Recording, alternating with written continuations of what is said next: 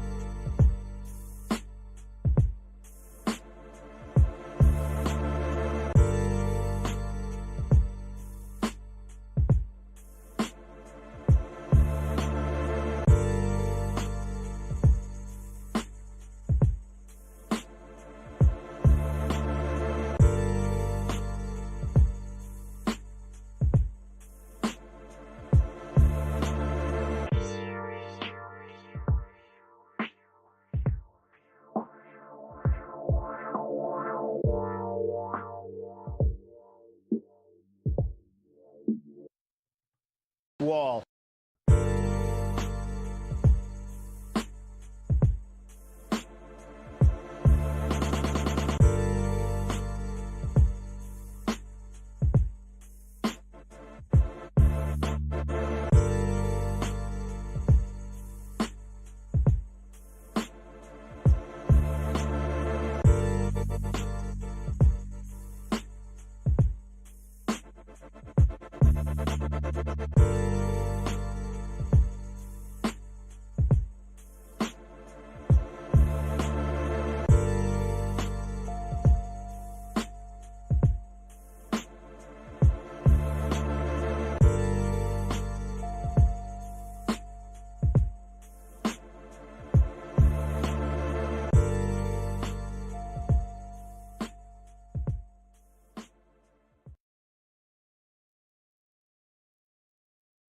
Americanism, not globalism, will be our credo.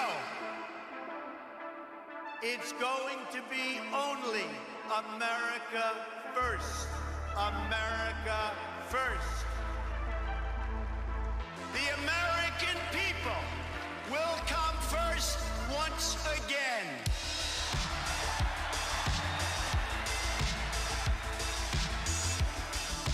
With respect, the respect that we deserve.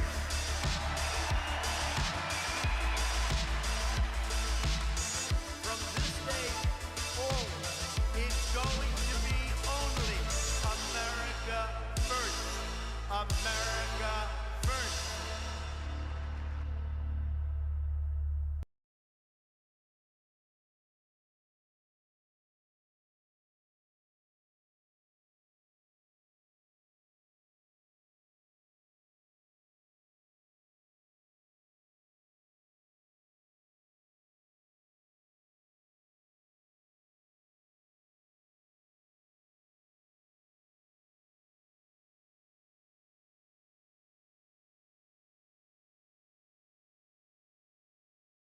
Good evening, everybody. We're watching America First. My name is NickJFuentes. We have a great show for you tonight. Very excited to be with you here finally on Friday. Thank God it is Friday, casual Friday, here again. As you can see, I'm not wearing a necktie this evening, which indicates that it is a casual episode. It's going to be a low-key, chill, relaxed stream. You know, usually Monday through Thursday, that's your high-intensity America First. Friday is when we bring it down a notch, and it's just you and me. We're just hanging out together. We're just having a lighthearted chat.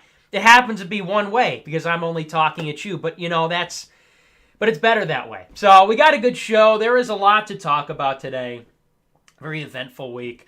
We'll be discussing some immigration white pills, actually. Title of the show, Year of the White Pill. You know, for many episodes, it's Year of the Black Pill. Year of the Black Pill continues. Year of the Black Pill marches on. And it's been a tough year. But, you know, some good news today. Some good immigration news. We saw that the Social Security Agency has sent out a bunch of letters. I think it's to 570,000 employers.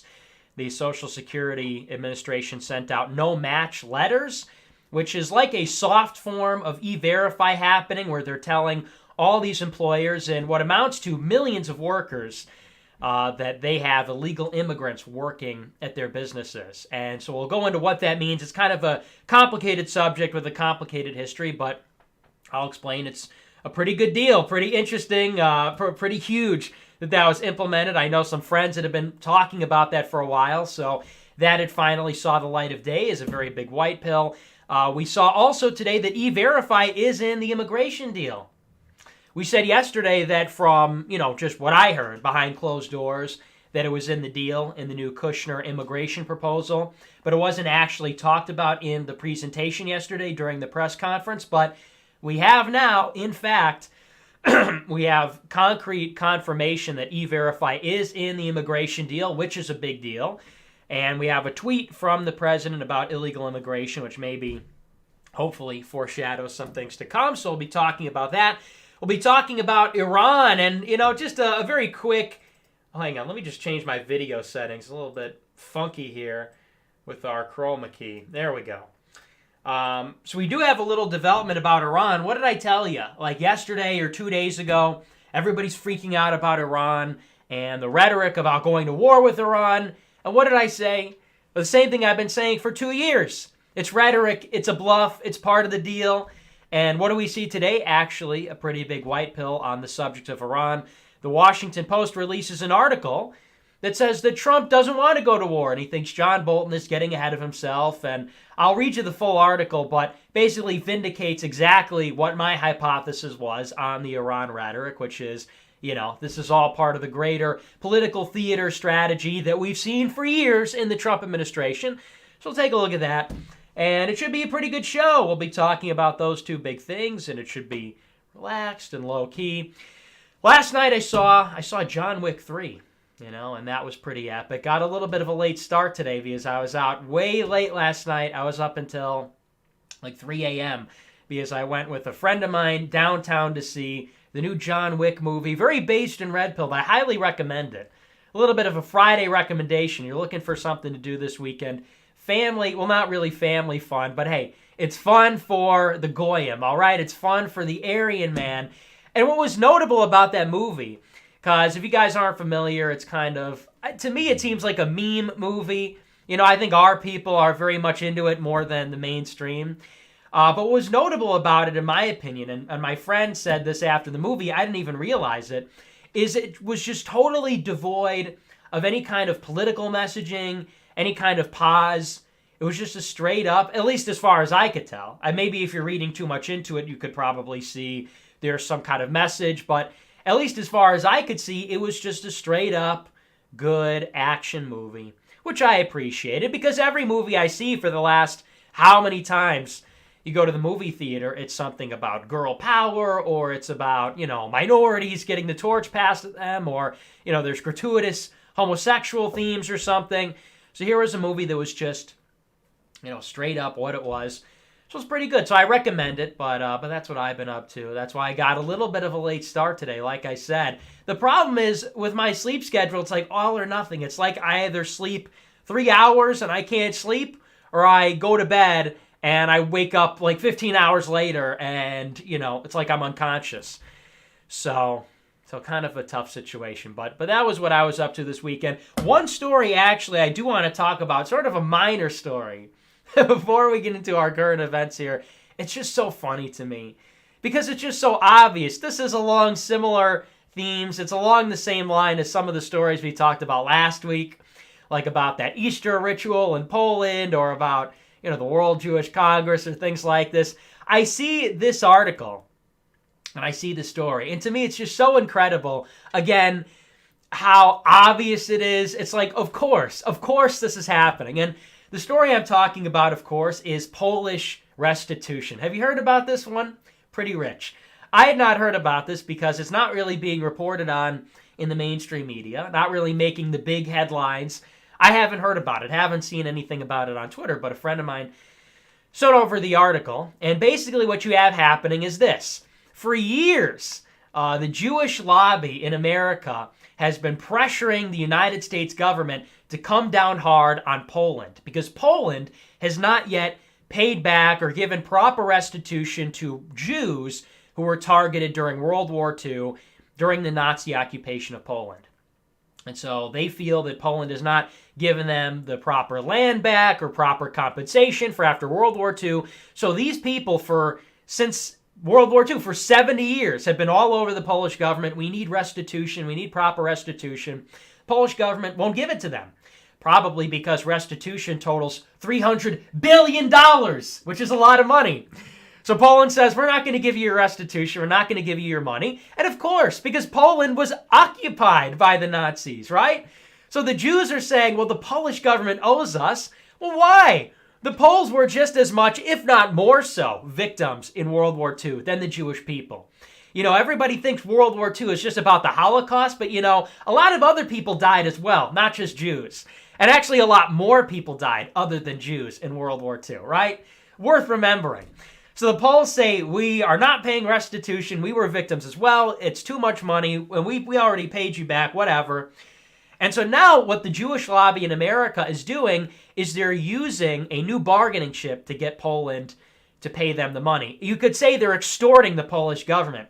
And they're saying that the Trump administration wants to put a permanent U.S. military base in Poland. And now the Jewish lobby in Congress and some of these moneyed people are trying to force the hand of the State Department and say, unless Poland pays back the Jewish people, they don't get their permanent military base. And that's the situation. I'll read you the news article here. This is from the Free Beacon. Not making it up. It says, quote, a coalition of lawmakers in Congress are considering a range of initiatives that would force the Trump administration to demand Poland resolve Holocaust-era claims before the United States agrees to host a permanent military base in the country that has come to be known as Fort Trump, according to multiple U.S. officials and other sources working on the matter. Poland remains the only country in the European Union to have not instituted laws mandating restitution to aging Holocaust survivors and their families who had their land and other assets confiscated during World War II. Poland, which, and this is according to the media, is experiencing a resurgence in anti-Semitism. It seems like everywhere, always, that's the pretext, has balked at these demands, arguing that it was just as much a victim of the Nazis as the millions of Polish Jews who were sent to death camps. Death camps, not work camps. This is my favorite part of the article. This is fabulous. I want you to really pay attention to this part. Sorry, I had a little cough there for a moment. Death camps. One veteran Jewish communal official who has worked on the matter told the Free Beacon that Congress is frustrated over Poland's intransigence. Top Polish officials, sources said, failed to respond to the 2018 letter sent by nearly 60 senators urging the Polish government to finally resolve the matter. And this veteran Jewish communal official, he says the following, quote, Poland should not test their relationship with the Jewish community or Israel for that matter by their continuing intransigence in refusing to include restitution. But more than that, by not stepping up to do the right thing, Poland is threatening its national interest by putting its most important diplomatic relationship at dire risk, the United States of America. If they're not going to listen to us as Jews, they'll need to listen to us as Americans. Incredible. Incredible. This is, to me, how do you not see what's going on here? Do you not see what has been done to our country? Do you not see the extent to which they've got us? That you have a veteran Jewish community official. Poland should not test their relationship with the Jewish people or Israel. And if they won't listen to us as the Jews, they'll listen to us as Americans. I wish the two were separate. Don't you wish? Don't you wish for once America was its own thing? Had its own independent national interests, its own sovereignty, enough to say, well, Poland having a permanent military base is in our interest. It's in their interest, and so it'll go forward, regardless of whether or not they give you back your money, regardless of whether or not they pay back the shekels, right? But this is how these people talk. First of all, it's they better not risk rousing the ire of the Jewish community, but if they won't listen to us, then they'll listen to us as Americans. What are you saying? But what does that really mean?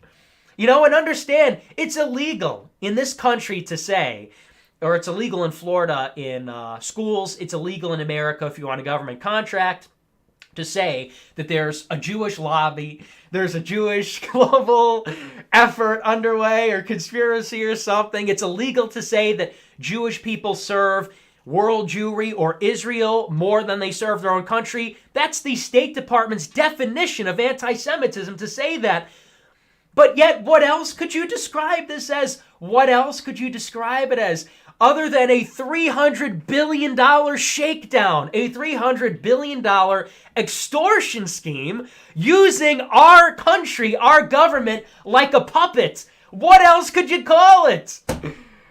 It says, and this is from the LA Times, it says, on Saturday, thousands, because it gets even better, thousands of nationalist protesters marched from the Prime Minister's office to the U.S. Embassy in central Warsaw, carrying signs with the slogans including, quote, Poland has no obligations to the Holocaust hyenas. I like that. It says they were demonstrating against the United States' Justice for Uncompensated Survivors Today Act, signed by President Trump last year. The law, also known as Act 447, requires the State Department to report to Congress on the compliance of 47 countries, including Poland, regarding the restitution of Jewish assets. So, actually, there was a law passed in America last year. I didn't know about this. Did you know about this? Meanwhile, our government could not pass a bill to secure our border, to fix our immigration program, to fund an infrastructure plan, to repeal and replace Obamacare. The list goes on and on and on. What we could not do, but you know what we could do? Pass a law that demands foreign countries give their proper restitution to world Jewry 70 years after World War II. Isn't that incredible? The speed, the competence with which our congressmen and senators act when it comes to this lobby. Fascinating, isn't it? But you better not say it's all about the Benjamins. But you better not say the words dual loyalty. That's the State Department's definition of anti-Semitism. It really makes you think. It really makes you think what's going on in the country. That this is how people act. That this is the way things go. This is the way things are. I don't understand how people don't see this so clearly for what it is. Aren't we tired of this? That at once... And that's the incredible dichotomy, or rather the incredible paradox. And once these people, Jewish people, they're always, we're under attack. Anti-Semitism is back. It's going to be another Holocaust. And this is so scary.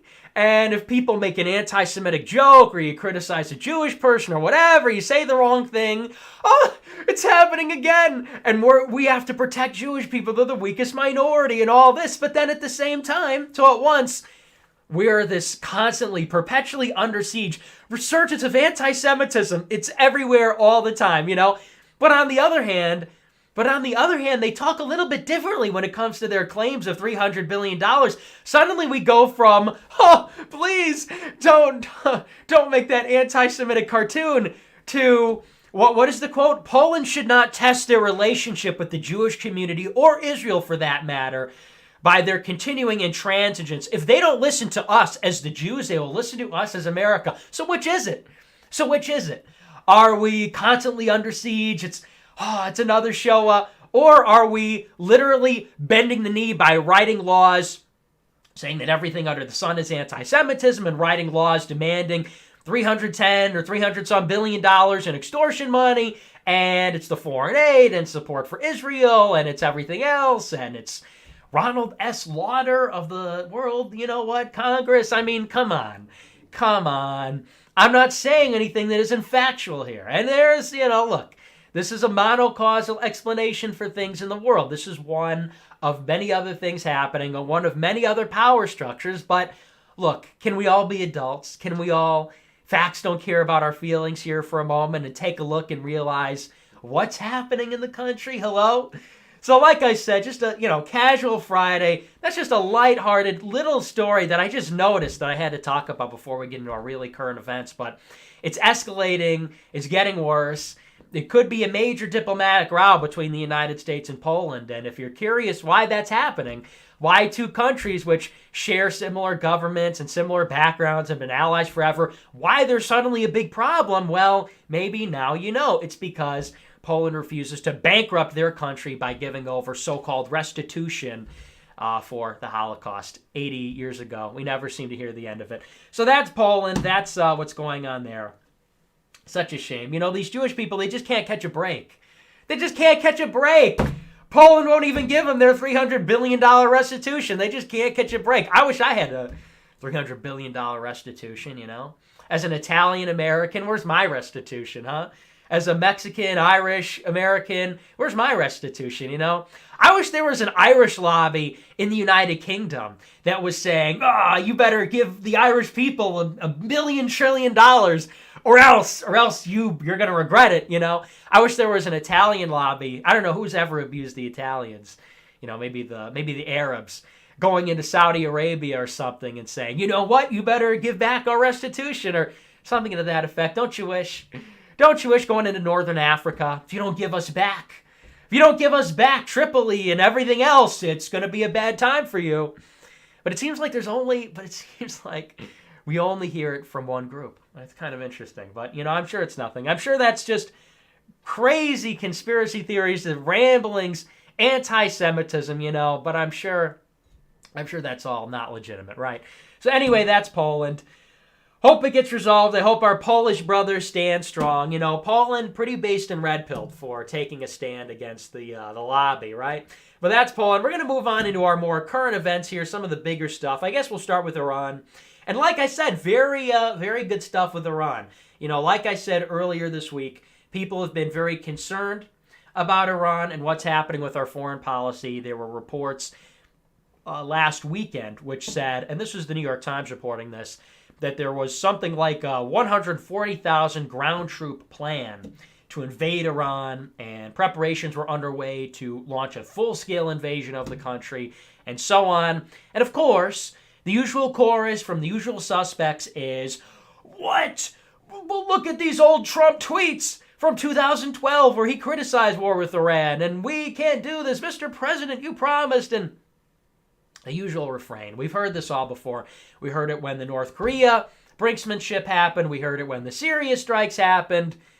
Always the same, right? We heard this even last year when the Iran nuclear deal was torn up, or when America withdrew from the Iran nuclear deal. War with Iran is imminent, and so on.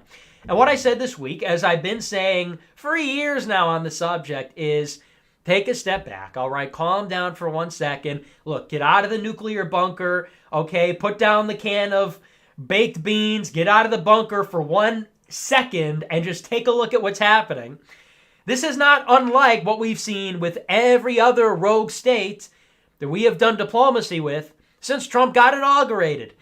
North Korea, Venezuela, Syria, all these countries. It's the same MO. It's the same modus operandi every single time.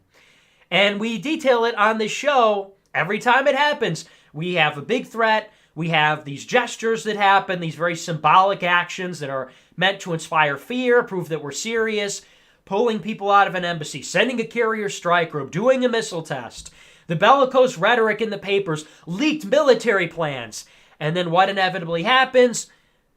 Inevitably, the rogue state relents. They give in to our demands. They come to the negotiating table. It happened with North Korea. It happened with Venezuela.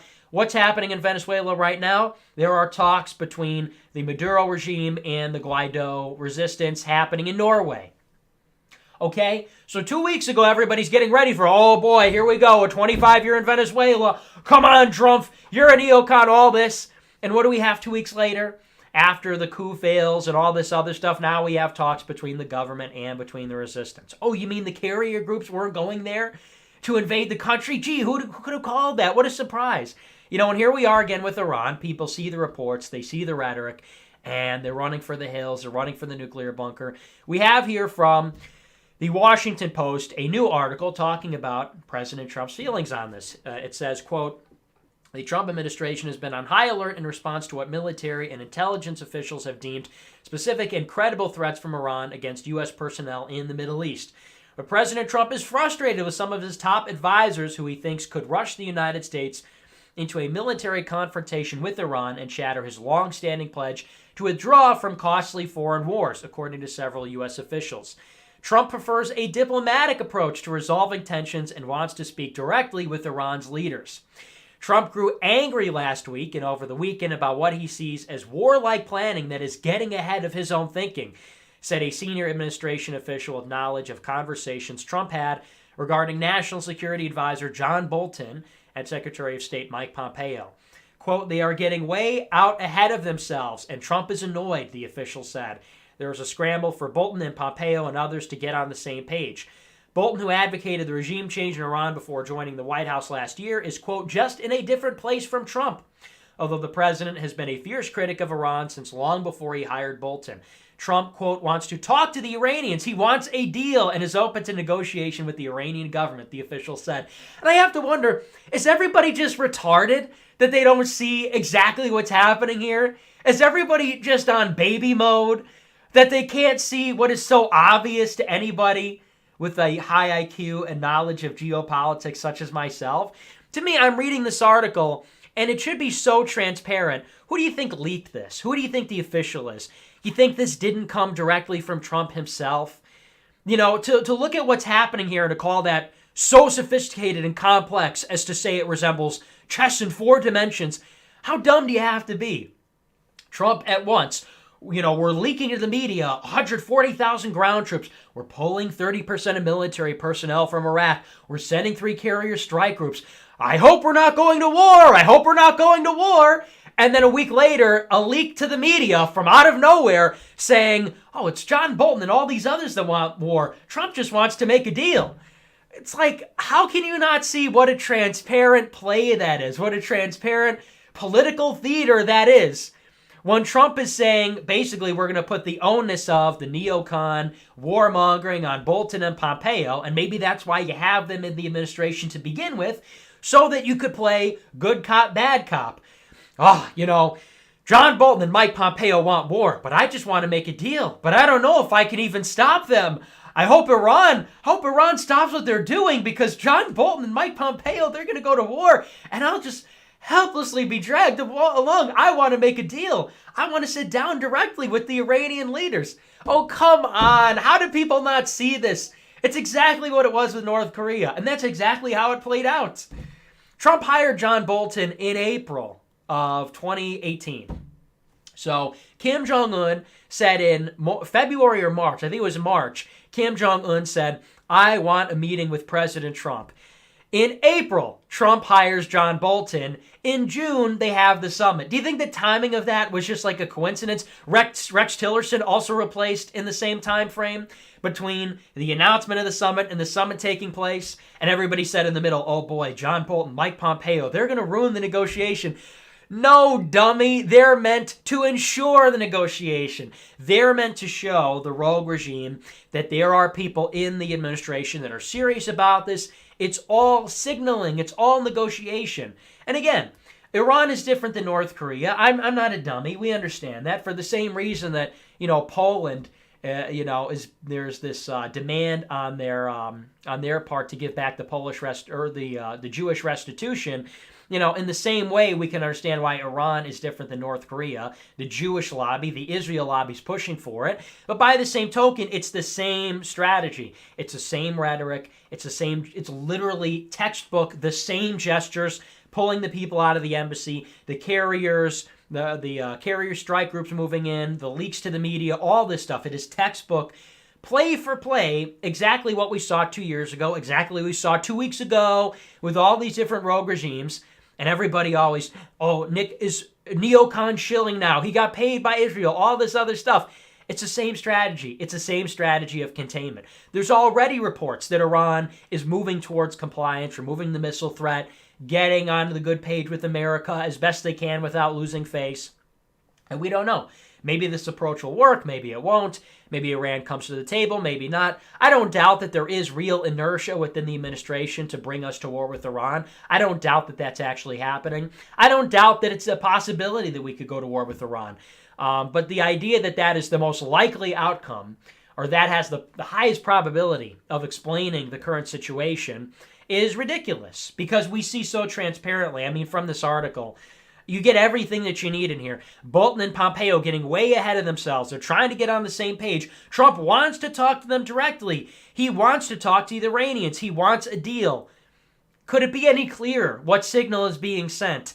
These guys, the neocons, which you've been dealing with for 25 years, and you know, want to remove you from power. But me, I'm the change agent. I'm the disruptor. I really do want diplomacy with you. And maybe they don't believe that if I come out and say it directly. What if I leak it to the media? And it's like, well, somebody else is reporting, a third person, fly on the wall in the Oval Office or in the Situation Room is saying, oh, well, Trump really doesn't want war. So it has a little bit more credibility. So Hassan Rouhani and the Ayatollahs say, oh, well, maybe this guy Trump is reasonable. And yeah, the neocons, we don't trust them. But hey, if the media says that Trump really doesn't want war, maybe we should take him up on that. Whether it works or not, whether it's effective or not, is another question. But what's happening to me, I think, is pretty transparent. An obvious vindication. So we're going to take it. We're going to take that one as a win early. I know when the Syria strikes happened, everybody said, oh, Nick, you're celebrating too soon. After the first Syria strike in 17 and the second one in 18 and the third one also in 18, I would always say, okay, so obviously I was vindicated. It was meant to send a signal. It was not the prelude to a larger ground war, which was obvious. Everybody says, oh, you're taking the victory lap too early. There's going to be 200,000 ground troops in Syria. I'm going to go ahead, chalk that one up to a big vindication, big win, big white pill, war with Iran canceled. Nothing ever happens. Everybody always, it's happening. Nothing ever happens, But not that it's not a possibility. Always going to leave room to say I was right, if it does end up popping off, but just not likely, right? So that's Iran. But our big story, our feature story for tonight, the real white pill, to me, is on immigration. And we saw a big announcement, which, maybe the Trump administration is getting serious about immigration. Maybe he's not.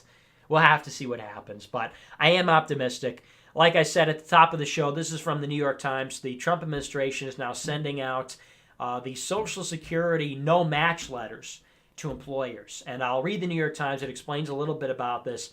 It says, quote, the Trump administration is notifying tens of thousands of employers that the names of some of their employees do not match their Social Security numbers, a move that is forcing businesses across the country to brace for the loss of thousands of workers who lack legal status. I like that. That's an interesting euphemism to say that they're illegal immigrants. The Social Security Administration has mailed no-match letters to more than 570,000 employers since March, sending shockwaves through the hospitality, construction, and agriculture industries, which rely heavily on undocumented illegal aliens. The letters have left many employers conflicted, uncertain whether to take action that could result in losing workers or to risk fines down the road. The mere receipt of a no-match letter does not lead to penalties, but Immigration and Customs Enforcement routinely asks firms subjected to I-9 audits whether they have received no-match letters, which can be used to prove that they had, quote, constructive knowledge of employing undocumented immigrants and raise the potential for criminal charges and hefty fines. So really, this is a genius thing. These Social Security no-match letters actually had been around for a long time. They were implemented, I think, in the George W. Bush administration. And basically what it says is they send out the letter to the employer, and it says the information from your employers on their W-2s does not match the Social Security database. It basically says, we know that the people you're employing are illegal immigrants.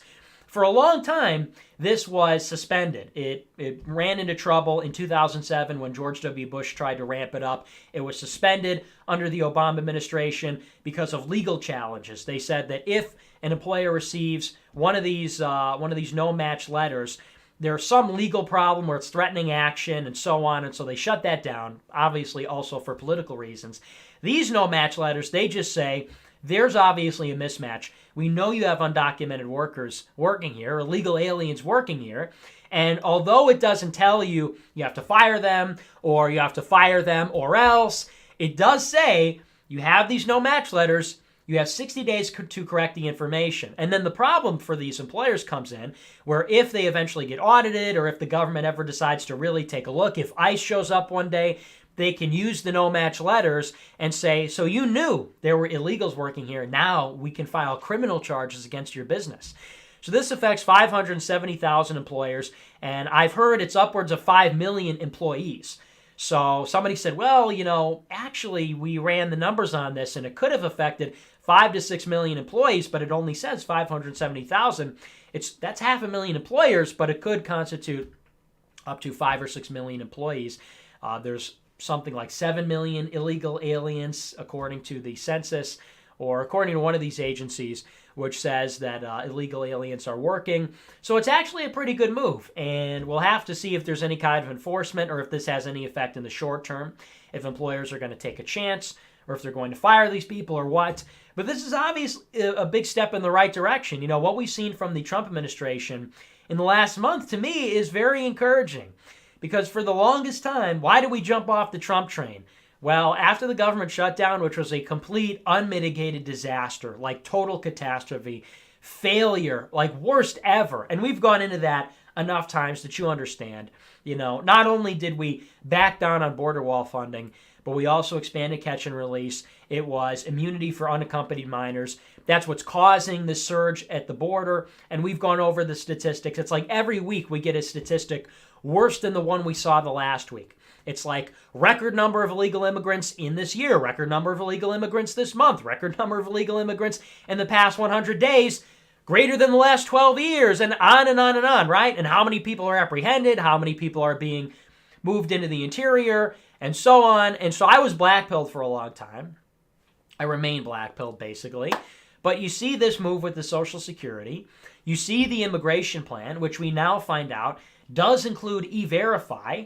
And I'm saying, I don't know, maybe there's a chance it turns around. I'm not saying I'm optimistic. I'm not saying I'm really even all that white-pilled, but I am saying that what we're seeing is a little bit encouraging. If we do end up getting somebody at DHS, because they still haven't replaced Nielsen, they still have this acting DHS secretary, so there's still a chance.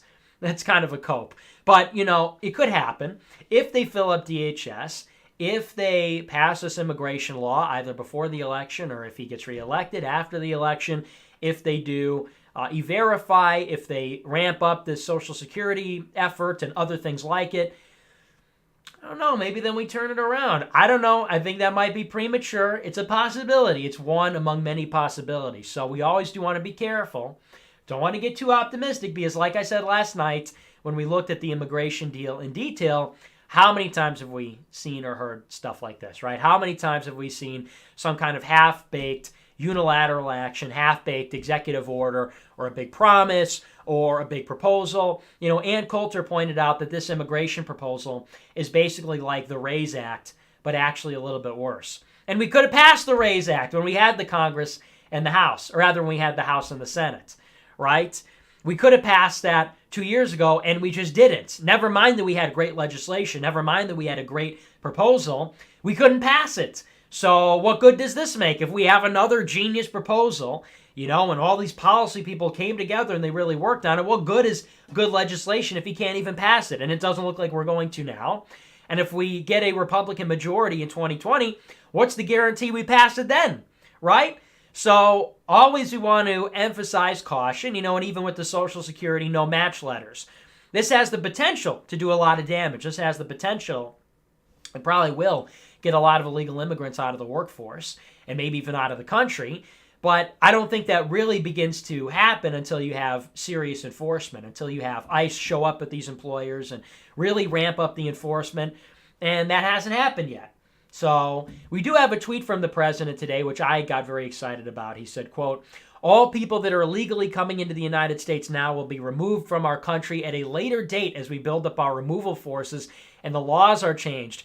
Please do not make yourselves too comfortable. You will be leaving soon." And I see shades of the old Trump, and I know it's been sort of a struggle. That's kind of been the cope for the past couple of years. It sounds like campaign Trump. It sounds like the old Trump is coming back. But that does sound like the old Trump. That does sound like the 2015 campaign Trump, similar rhetoric. And I'll say that, a big part of why I got blackpilled it wasn't simply that he was failing. It was that the rhetoric was changing. It seemed not only that he wasn't getting things done, but he stopped trying. And that's really what turned me off. Because, he's got a lot stacked against him. Everybody in the government, everybody in the media. We've talked about this before. The extent to which the forces of the powers that be are arrayed against him. And so I would always be charitable. I would always excuse a failure. But when he started to say, oh, now actually we're changing our policy. Now actually it's a border fence, or we're not even going to deport people, or we want immigrants to come in and so on. Then I said, oh boy, okay. So not only is he not getting things done, he's not even trying anymore. He doesn't even want to get the same things done, And so now that the rhetoric's going back, and it looks like things are getting done a little bit, and maybe there's this resurgence, maybe there's this renewed effort happening. Now, I don't know, but I don't know. I don't want to give people false hope. I don't want people to think I'm coming on tonight to say, oh, everything's good now, we like Trump again, you're the black pill canceled, you're the white pill. It's a little bit of clickbait, actually. But I do see an opportunity for course correction. Like I've been saying for months now, I'm not optimistic about it. I don't think it's likely. But there is still a path. There is still room for course correction here. And that happens, it only happens if you change the personnel and you get serious about immigration. That's the only way it's going to happen. And I said that after the midterms, and I said that during the government shutdown, and I said that after the government shutdown, and I'm saying it now. There's still room for that to happen. I don't think it's likely. I'm not optimistic it's going to happen. There's no signs really, if the personnel doesn't change, and it did a little bit, getting Nielsen out and her deputy was a big first step, but there's still a long way to go. We still got to close on that. But if that happens, then hey, maybe we turn around, then maybe it becomes the Trumpenreich, maybe finally we have our God Emperor and everything unfolds, and hopefully the QAnon people are right, because at the end of the day, I think we want them to be right, I don't think they are right. But wouldn't it be a better alternative if trust the plan and the plan ended up working? Wouldn't that be a better alternative, So I'd like to be proven wrong. I'd like to be saying I'm not optimistic, but it ends up working. But I'm still not optimistic. So that's your white pill on immigration. I hope it happens. But, look, we have to get real about this.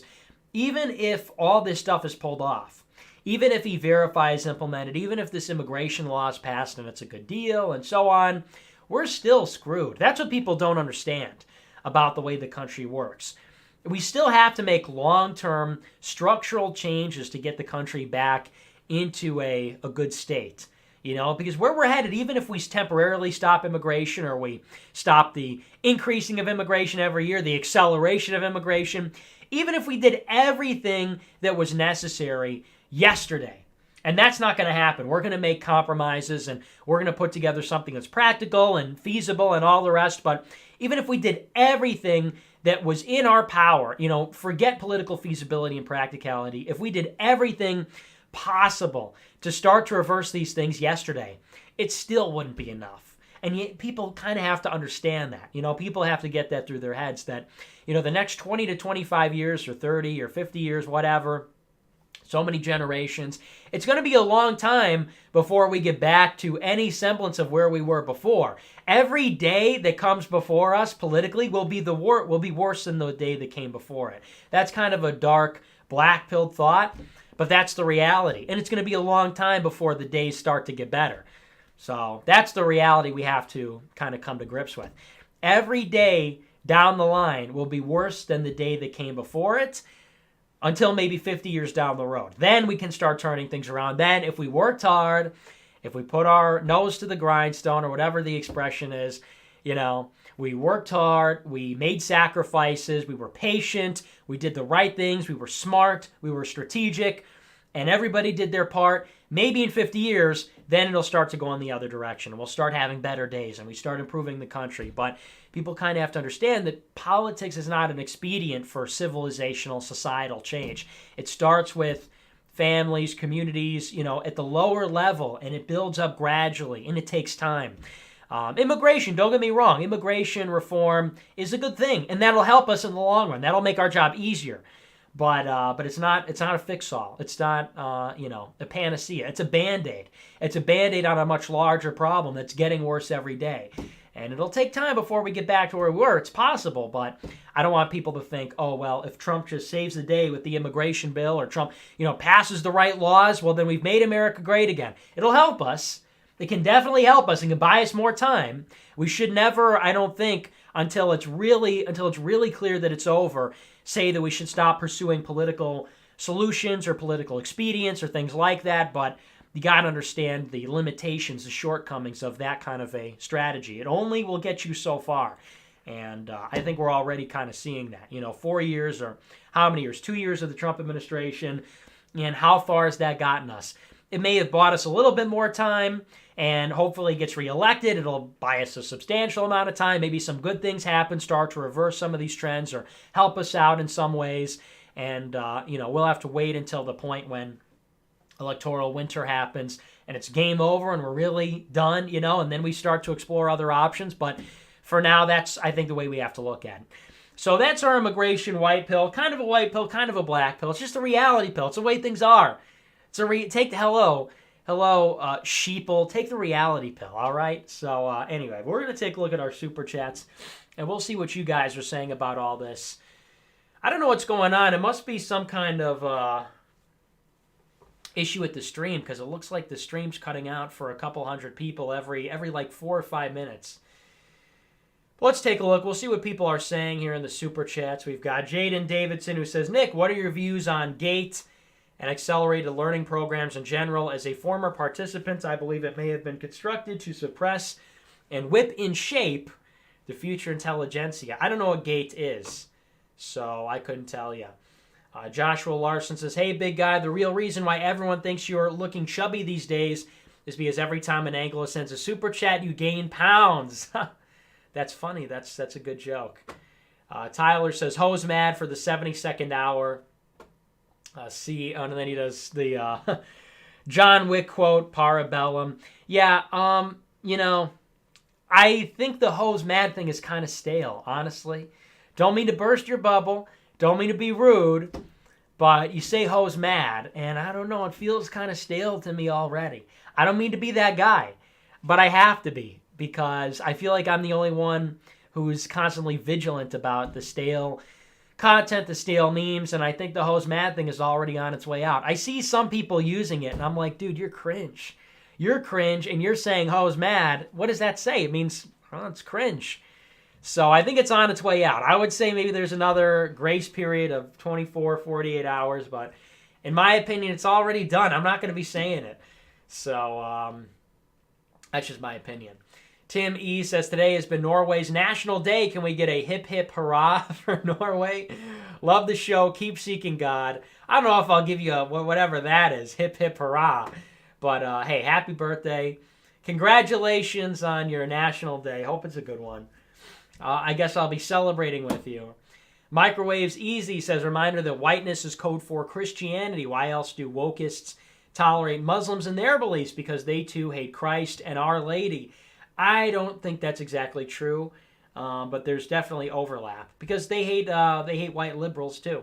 So they hate a lot of white people that aren't Christians. They hate white people that are atheists. They hate Trump supporters that are black. They hate Trump supporters that are white and atheists. They hate Zionists. They hate Ben Shapiro, and he's Jewish. So I don't think that's totally true. NC Rid says, I met this super hot blonde girl. She is a devout Catholic virgin, wants to have lots of kids in her family, is super wealthy, and likes me a lot. The catch is she is missing an arm. She's missing an arm. What do? I don't know, man. That's a tough call. Yikes, department. Look, I don't know.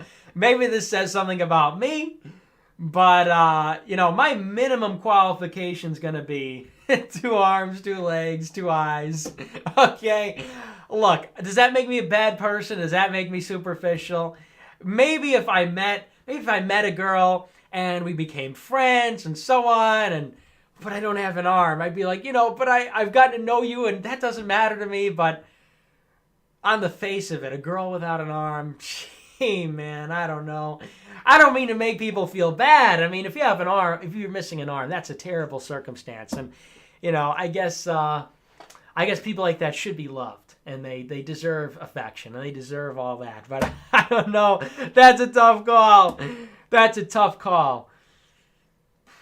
I guess that doesn't matter. No, that doesn't matter. Sure.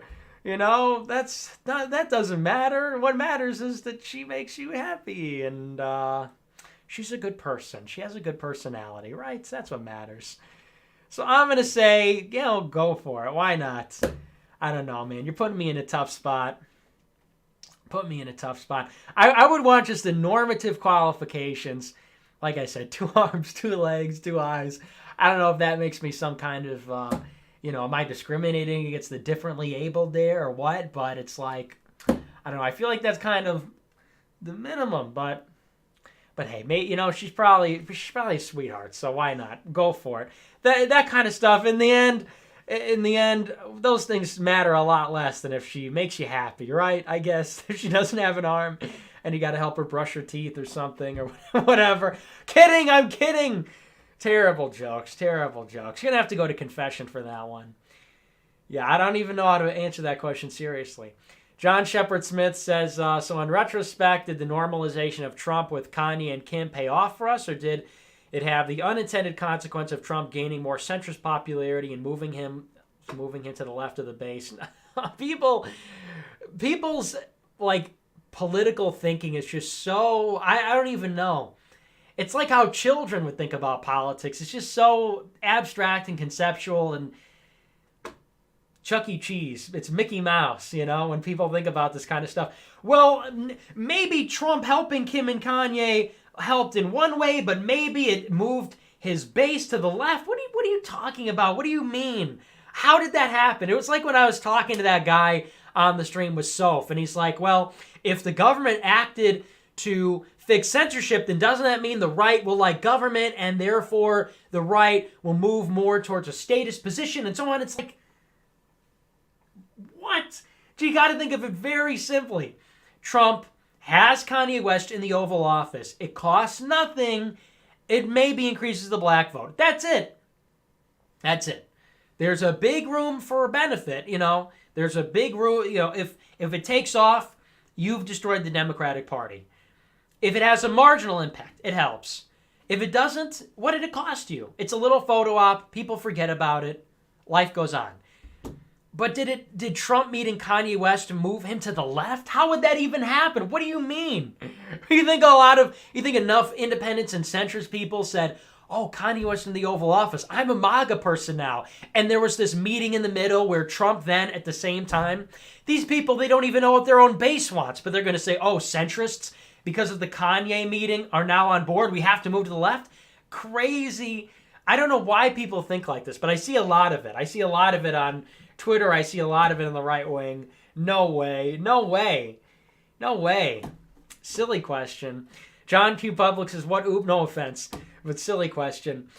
John Q. Public says, what Uber ride impersonating, child safety lock engaging, sharp force injury inflicting, backyard body burying race was responsible for the murder of Samantha Josephson?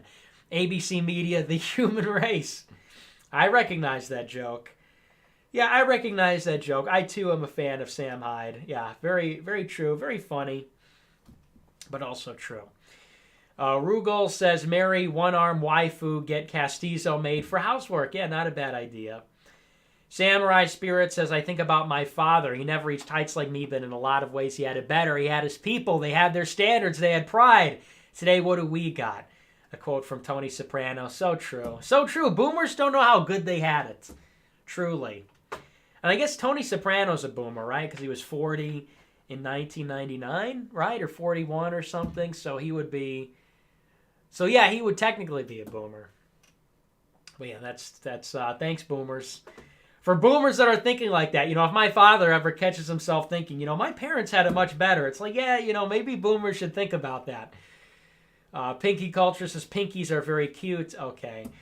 John Z says Sweet Home Alabama, where the skies are so blue.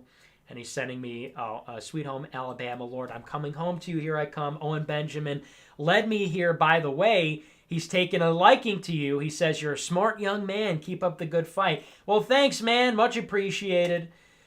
And hey, thanks, Owen Benjamin, for helping a brother out, for repping the show, shilling the show. Appreciate it. Owen Benjamin, good dude, as far as I know. I was on a stream with him the other day, and he's funny. He's a funny dude. And woke on the farm question, farming out in the what is he, in the Pacific Northwest with the wife and the kids. He's got it made over there, so appreciate it. Cassie says Vito could use some Mike Pence treatment. Who is that? I know who you're talking about. Lock Lane says Owen Benjamin gave you a solid shout out the other day on your Iran coverage. Oh, well, thanks. Appreciate it. Cool. I like that. I like people coming over. They say that a lot. He must be helping us out. Much appreciated. Content creators helping other content creators. We've created good vibes here. Before it was a lot of infighting, people attacking me. It's nice for a change, so I appreciate it. Temple Drake says, your hair is on fleek tonight, big guy. I almost mistook you for one of those TikTok e-boys. Wow, thank you so much. Yeah, I don't know. I thought it was kind of messy today, but maybe it dried just right. But I still got to get a haircut. It's too long on the sides. It's covering my ears a little bit. But hey, thanks. Thank you for the positivity. Aranon says, wouldn't Trump bluffing on Iran be ineffective if people didn't freak out? I get that it's a low IQ thing to do, but it wouldn't be effective if nobody cared. Here's the same old argument we heard during the Syria strikes. Well, but it is 4D chess, and we were just freaking out because it's all part of the plan. People aren't freaking out because they're playing along. People are freaking out because they're retarded and they think it's actually happening. And either way, nobody cares if a handful of right-wing people online are like, oh, but actually this is what's really happening.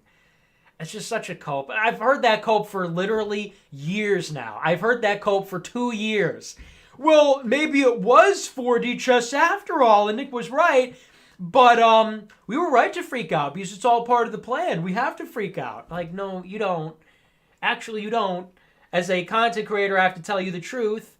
And people leaving comments saying, Nick, you're a neocon sellout, you're a neocon shill. I don't think they're playing along so that the Ayatollah reads their comments and says, oh, he must be in business this time. Come on, admit you're wrong. Admit you were wrong. And Cynical says, abolish abortion nationwide, just like slavery. John Brown did nothing wrong. We disavow all violence. Abortion hoes and slavery hoes, stay mad. Yeah, okay. Way to make it cringe and blue pill. John Brown, really? Disavow. Pinky Culture says Jews. Okay, I'm not going to read that. I'm not going to read that one. Yeah, I'm not going to read that one. James Russell says, it's great everyone in the right is saying no want war, and Trump is doing the North Korea route. He needs to fire Bolton, who's ruining his foreign policy. There it is again. You just... Are you paying attention to the show? You need him in there to play the bad cop. That's the point. Okay. All right. Temple Drake says, I hope they will be attending the Young Women's Leadership Summit. It's being chaired by our old pals, Allie Stuckey and Charlie Kirk. And you should be there. Raise a little hell. I would not be caught dead at the Women's Leadership Summit. I think I would sooner be caught, doing something that would be painful, that would be physically torturous and painful. I'd be sooner caught, I don't know, what's a bad thing, at the bottom of the Chicago River than I would be at the Women's Leadership Summit. Please. Allie Stuckey and Charlie Kirk. Yeah, sounds like a lot of fun. Black Swan says, Nick, did you hear Joe the Boomer passed away? Broseph drowned him in his pool. He didn't stand a chance. Rest in peace, big guy. Big if true. R.I.P. This is like the second or third time I've heard that Joe the Boomer has died. But man, rest in peace to a real one. We love Joe the Boomer, so we will honor his memory on the show by carrying on and brapping. Really Good Comic says, currently sending the super chat atop this high-speed 65-degree angle drop steel roller coaster. By the way, checked out Snopes.com, and turns out we've all been wrong all along, switching teams. Oh, is that true? You checked Snopes on the Jewish conspiracy? I wonder what the fact checkers have to say about all this. They're probably right. Justin says, "Fork the Equality Act." Okay. Homer Barlos is sad to hear Joe passed away. Good show nonetheless. Oh, thank you. Hyman says, Joe the Boomer found dead in Miami. Wow, it's just, so it must have really happened. Joe the Boomer finally departs the mortal world. Very, very sad to hear. What a bummer. We'll have to hold a memorial service, some kind of a service on the show, maybe on D Live. Jonathan with a big super chat. Hey, thank you so much. He says, thank you, big guy. No, man, thank you. God bless. Much appreciated. Totally Not a Troll says, WJRO claim is baseless. They feel entitled to airless property because they are the same faith. That's absurd. It is absurd. It's a joke. Yeah, all these Jewish land claims are bull. They have enough money, frankly. You know what? Frankly, I look at World Jewry and I say, I think you have enough. You've had enough. So maybe it's time for the Goyim to get a little restitution, if you know what I mean. Your local milkman says, morning from Australia. Why does Cookie Monster put little hats on his cookies so he doesn't burn his finger when he pushes them in the oven? Okay, disavow. Disavow. Is that some kind of covert anti-Semitic joke? That's terrible. And I will not have that on the show. If I had read that, if I had proofread that before the show, I would not have read that on the stream. What an anti-Semitic joke. The Holocaust is basically going to happen again because you said that. Better pass some more laws. Deplorable Mike says, hey, Nick, any reason you decided not to go to Ameren this year? Don't know if you answered this before. Missed a couple shows this week. Keep it up. Yeah, I think we said it every show last week. But yeah, family reasons. How's that? Let's see. Pamela says, hello, everyone. Red Ice member, sign in. Red Ice is kind of pagan, so I don't know. I mean, I like Lana. And I don't know too much about Heinrich, but they seem okay to me. But kind of a pagan network, so I don't know if that's our number one there, but okay. Suleiman says, when will you interview George Lincoln Rockwell? Yeah, probably never. Victor says, Nick, thanks, man, for always giving us the news. Hey, you're welcome. Pablo says, if you're ever in the South, you should try Zaxby's. I've been to Zaxby's. It's not very good. Not very good. All these Southerners, y'all need to try Zaxby's. Yeah, no thanks. Not very good. We got it made up here. We got Culver's, we got White Castle, we got McDonald's, just like you guys do. We got Chick-fil-A. We don't need Zaxby's. Y'all here? Y'all ever come down to the South? Y'all need to try Zaxby's. Yeah, no thank you. Not very good. Kidding. We love the South. but we love Southerners. Just a little lighthearted humor, just a little lighthearted joke there. I highly respect the South, but Zaxby's not your finest. Chick-fil-A, you got that, stick with that. Zaxby's not so much. So, sorry, not sorry. I've had it once, didn't care for it. Let's see. Smelly says 10 Big Macs a day, weigh 300 pounds, then get food stamps. Yeah, good idea. I think I'm headed there. Angelo John Gage, my man, says wife just walked by and went, OMG, why are his hands so big? I said God gave him big hands so he could slap the money changers away. Great show, Nick. P.S. Only use this money to buy a triple Whopper. Well, thank you. It's a done deal. I will get the triple Whopper. Gonna wait a little while because I've been eating crap all the past few days. I had a burger yesterday. Had a burger the day before. Had White Castle the day before. So I've been eating like crap. But trust me, I will go in. I'll try the the triple Whopper. Sounds like a lot, but I'll go in for it. But that's funny. Big if true. God gave me the big hands to slap away the money changers. I think that's true. Very funny and also true. Eternal Ozzy says, have you accepted yet that Trump is a political pacifier for white America while they're replaced? There's no question now, big guy. I love when people do this. Have you accepted yet? I love the framing of that. Why don't you mind your own business, Ozzy? Don't you need to go pay restitution to some Chinese guy? Aren't you late to go work in some Chinese restaurant? You're coming around here telling me about my politics? Eternal Ozzy. Don't you have to worry about like hate speech laws or something, or internet control by the UN or something? Down under, mate. These kangaroo people coming up telling me about my politics. I won't have it. Theo Johnson says missing arm may be code for bipolar, safe from stigma. Yeah, maybe. That's a good way to phrase it. Neat Voice is calling someone gay and cringe, literally responding, "What's wrong with that? Here we go again." Yeah, talk about cringe. Dale says, what do you think of ancient monism? A lot of things that are taught in Christianity are taught in ancient monism. Christianity is a form of, I don't know what that is. So I'd have to look into it. But probably BS. The key is Christ, not the other things. If you're talking about the other things, you're a Gnostic. David Spurner says, honestly, at the worst, a one-armed woman is an investment. Prosthetic arms are becoming more advanced. It's not that bad as long as it's not genetic. Being one-armed, it would be genetic? How would that be genetic? My mother had one arm, and my grandmother had one arm, and now I, too, carry on the legacy. How would that be genetic? Maybe if it was a disease, I guess. But anyway, then she's going to have a robot arm. You think that's any kind of substitute for a real human arm? It's an investment. How is that an investment? That's like saying you buy a shitty car because then you could pay a lot of money to fix it later on. If anything, it's a liability. If anything, it's the opposite. It's an investment. You buy in now and you pay more money later. Greatest investment ever, right? And then she's got a really nice prosthetic arm that costs $20,000 and it's still a prosthetic arm. Wow, great investment. Great investment. It's a shitty car, but technology will improve and it can run again worse than all the other cars. I don't know about that, big guy. But hey, but you know what? But those things don't even matter. But that doesn't even matter.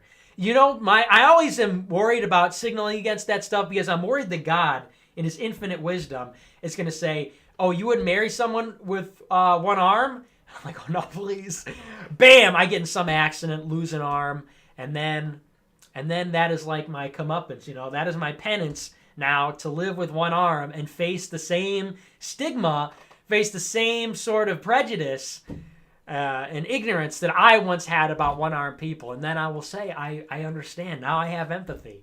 So I'm always, you know what? It's fine. It's fine. I'll marry anything or anyone, whoever, no matter what. Because, I really appreciate life. I appreciate my blessings. And all that stuff doesn't matter to me. Okay? I'm always worried that's going to happen. I'll have a kid with one arm or something. Whenever I signal against something like that, I'm like, okay, but if I signal too hard, am I then going to get punished? I don't know if that's how it works or not. Homer says the one-armed girl is not dating, but already talking about having a lot of kids. Sounds loco to me. Sounds like that Ashton girl turned out to be crazy. Yeah, good point. Maybe that's the reason you don't go out with her. Good idea. Owen says, wait, before I read the super chat, I need to make a statement. Okay, I'm not reading that. He says, I, NickJFuentes, want to say that baby boomers aren't so bad. Yeah, please, I would never say that. Technology Bad says, bro, don't marry the one-armed girl. You want the kids to inherit that? Again, I don't know if it's heritable, if it's genetic. I'm genetically, like you cut off your finger. My kid's going to inherit 4 fingers. I don't know if that works. Smelly says, is cheating an essential to find love for GF? No. Jimbo says, hey, big guy, how are you? Doing all right. Tyrone says, LOL, I got a warning at work from my boomer boss for watching your show while wage slaving. I don't give an F, though. I finna keep watching this, brah. Stay based. Well, thank you so much. Glad to hear you're standing strong in the face of PC gone mad. Good to hear, that somebody's willing to take a stand against the political correctness police, against the high table, so to speak. Learned that one from John Wick, but, basically true. What the high table is code for. So, yeah, so I appreciate it. That's an act of resistance. David Spurner says, did you see that many TPUSA heads have resigned? Glad to see that fake right organization is dying. Hope Charlie Kirk has moved to a hollowed-out town. The policies he pushes ruined. Yeah, me too. I haven't seen that, though. I'll have to check that out after the show. Pretty funny, but good. Yeah, screw TPSA. Those people are terrible. Hyman says, funny voice, hamburger. It's how I feel when I order the hamburger everywhere I go. But I don't know why Europore's meme about the hamburger. It's a perfect sandwich. It's a perfect cuisine that Americans innovated, that we invented. But I love them. Can't get enough of the burger. NC Rid says Zaxby's sucks. The ultimate Southern fast food is Cookout. I've never had Cookout, but I have had the Chick-fil-A, which originates from the South, and Waffle House, pretty good too.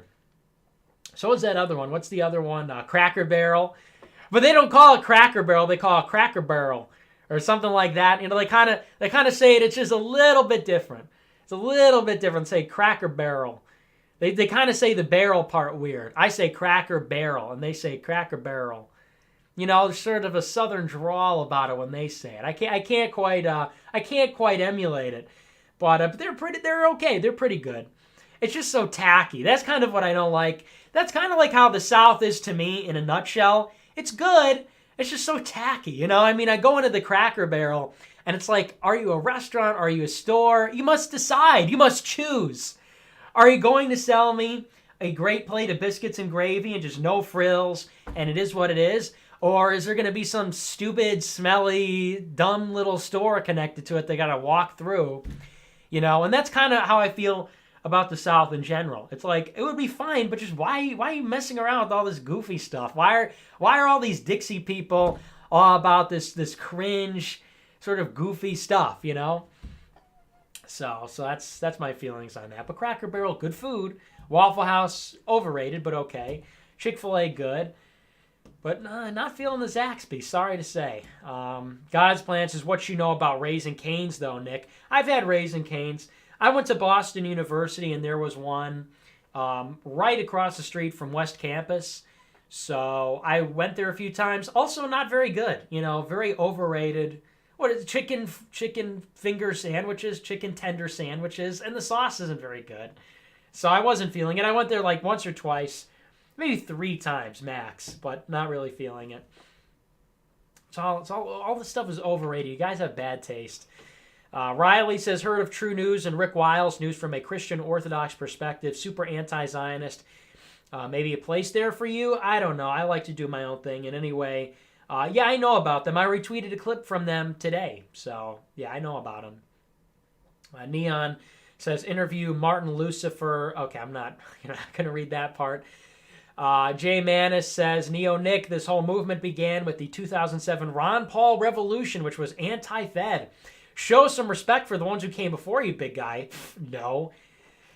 First of all, it didn't start with the Ron Paul Revolution. It started with Pat Buchanan, actually. I was never a Ron Paul guy, let me tell you that much. And I'm anti-Fed too, so don't come around with this, we're older than you. Ron Paul, and what did Ron Paul end up accomplishing other than creating the Young Americans for Liberty?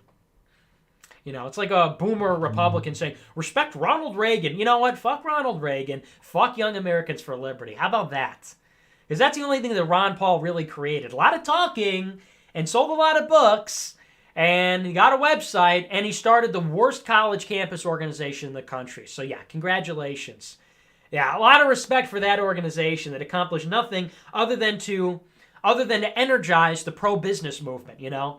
Are the Ron Paul people really still anti-war, or are they now just pro-business? Riddle me that. All these libertarians from the Cato Institute and the American Enterprise Institute that they host every year at the conference. Give me a break, please.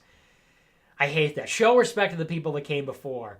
Yeah, because the people that came before really did us a lot of favors, right? Just about in every way, shape, and form, no matter who you're talking about.